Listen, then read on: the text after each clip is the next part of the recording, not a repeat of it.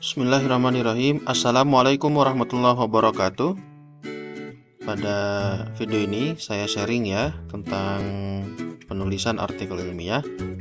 Untuk checklist sebelum menulis artikel ilmiah ini penting agar kalian bisa menyiapkan jauh-jauh hari ya untuk bisa melihat apakah saya sudah siap menulis artikel ilmiah. Begitu.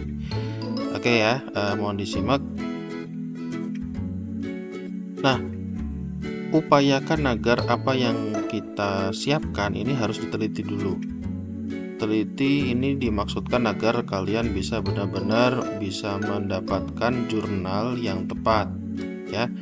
Jurnal ilmiah ini banyak sekali, seperti yang sering saya sebutkan bahwa menulis di jurnal ilmiah kita bisa menyesuaikan dengan seluruh aspek yang kita butuhkan. Jadi kalau misalkan kita menulis tentang pembelajaran, maka kita bisa banyak menemukan jurnal-jurnal yang berkaitan dengan pembelajaran. Kalau kita ingin menulis tentang pendidikan dasar, kita bisa menemukan banyak sekali ya jurnal tentang pendidikan dasar. Lantas mana yang mau dipilih? Maka kita harus teliti dulu. Artian teliti kita bisa menemukannya melalui Google Search ya.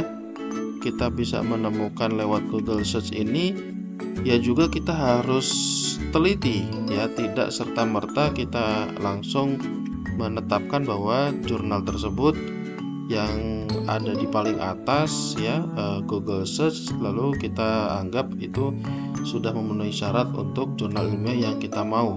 Tentu tidak ya. Maka harus diperhatikan betul untuk bisa menemukan jurnal ilmiah yang tepat untuk tulisan kalian. Nah, barulah kemudian ini checklistnya ya. Checklistnya ini kalian bisa melihat ini ada 5 tahapan ya. Menurut saya juga harus kalian ketahui ya. Checklist yang pertama adalah kunjungi website jurnal ilmiah, yang kedua register, yang ketiga unduh template, dan keempat menuliskan dari unduhan templatenya, dan terakhir baru submit. Dan keenamnya otomatis ya kita berdoa agar hasil dari tulisan kita dapat diterima oleh pengelola jurnal ya. Kenapa tidak ada nomor 6 ya? Karena itu sudah kembali lagi sama diri kita untuk berdoa ya agar tulisan kita diterima oleh pengelola jurnal dan dipublikasikan ya terutama. Oke, yang kita mulai dari yang pertama ya, dari website jurnal ilmiah. Kita harus ngecek dulu nih websitenya dengan membaca seluruh tampilan. Nah, seperti tadi saya sudah menyatakan bahwa kita harus teliti dulu. Kalau sudah kita menemukan sesuai dengan apa yang kita butuhkan jurnalnya, cek dulu websitenya ya. Kadang kita bisa lihat dari frekuensi terbitan. Frekuensi terbitan ini yang pertama ya. Apakah diterbitkan berdasarkan 2 bulan ya? Apakah diterbitkan dalam 1 tahun 2 kali ya? Atau dalam 1 tahun bisa 4 kali, atau diterbitkan per 1 bulan atau per 2 bulan. Nah, kita bisa lihat frekuensi terbitan. Nah, juga kita bisa melihat di archive ya, arsip maksudnya. Jadi di arsip itu kita bisa lihat di arsip ya, di paling atas itu di arsip kita juga bisa melihat mereka menerbitkannya tiap berapa kali ya. Ini frekuensi terbitan. Barulah kemudian akreditasinya ya. Jadi apakah jurnal itu terakreditasi atau tidak? Jika terakreditasi, maka kita juga harus bisa melihat betul terakreditasi atau tidak. Kemudian indeksasi ini Google Scholar ya. Jadi apa yang kita butuhkan di sini ya kita harus lihat dulu terindeks Google Scholar atau tidak. Ini yang paling penting karena ketika terindeks Google Scholar maka hasil karya kita bisa lihat di Google Scholar ya. Dan kita bisa ngecek langsung lewat Google Search. Nah, setelah itu author fee. Author fee ini penting ya.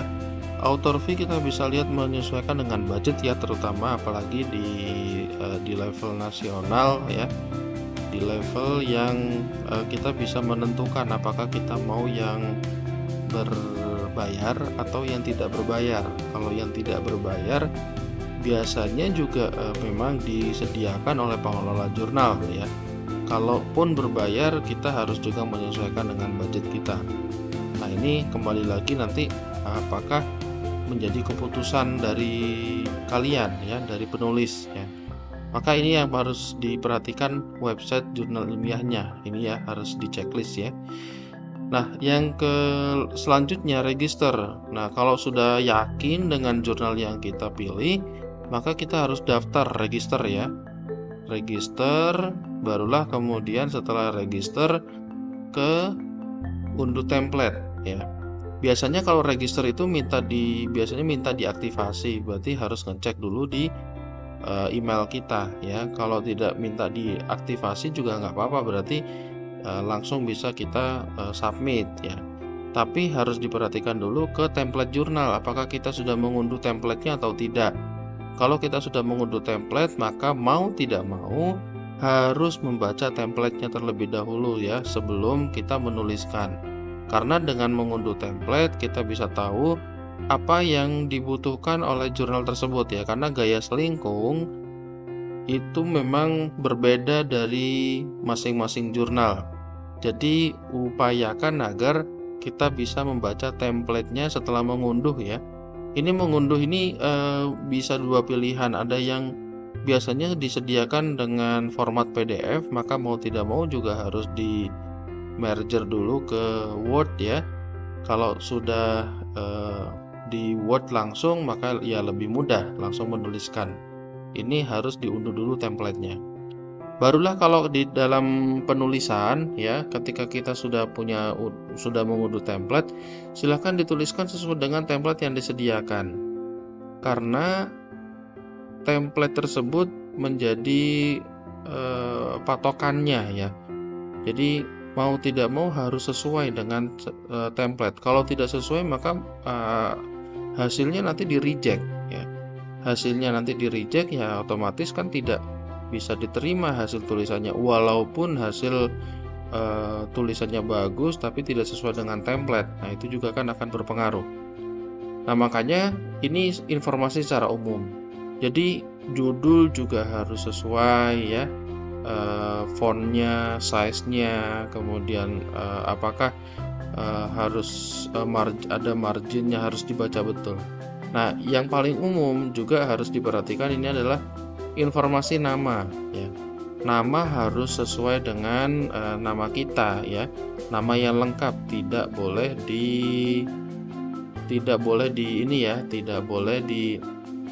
disingkat ya. Kemudian email. Nah, email ini harus sesuai dengan email, sebaiknya email kampus ya. Sebaiknya email kampus ya, karena penting untuk rekognisi juga ya email kampusnya.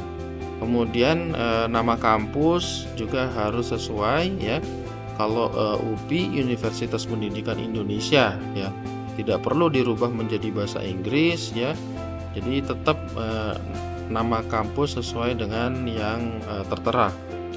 Kemudian kalau sudah kita teliti di nama dan judul, maka kita harus melihat apakah kita mengunduh file Word-nya memang murni dari unduhan template ya, dari websitenya. Jadi anatomi template tidak boleh dihapus atau ditambah. Biarkan begitu saja ya. Kalau misalkan ternyata ada di atasnya ada header dan footernya, nggak usah dihapus, nggak usah diganti. Kamu cukup menuliskan menuliskan sesuai dengan anatomi. Misalkan di pendahuluan ya, di pendahuluan isinya apa, pendahuluan pun jangan dirubah-rubah formatnya ya. Cukup menyesuaikan dengan template yang disediakan ya. Barulah kemudian kalau sudah yakin sudah menuliskannya di template tersebut, barulah nanti disubmit ya. Dan cara submit juga harus tahu ya. Nanti mungkin saya perlu menyampaikan untuk cara submit yang baik ya. Tapi ini sedikit kita harus mensubmit, ini wajib upload tulisan sesuai dengan template dan wajib mengikuti langkah-langkah yang ada. Biasanya kita mengklik new submission dan seterusnya. Ini ada beberapa tahapan, tapi yang terpenting kalian kalau sudah bisa membuka websitenya otomatis bisa mensubmit. Oke. Jangan lupa dicek email jika ada balasan otomatis ya, atau juga bisa menghubungi pengelola bahwa kalian sudah bisa mensubmit, bisa menghubungi apakah bisa dicek dan lain sebagainya agar pihak pengelola juga bisa tahu, kemudian barulah tunggu keputusan. Oke, baik, terima kasih. Mudah-mudahan kalian bisa menuliskan dengan baik ya, dan saya juga bisa membaca hasil karya tulis kalian. Saya akhiri. Assalamualaikum warahmatullahi wabarakatuh.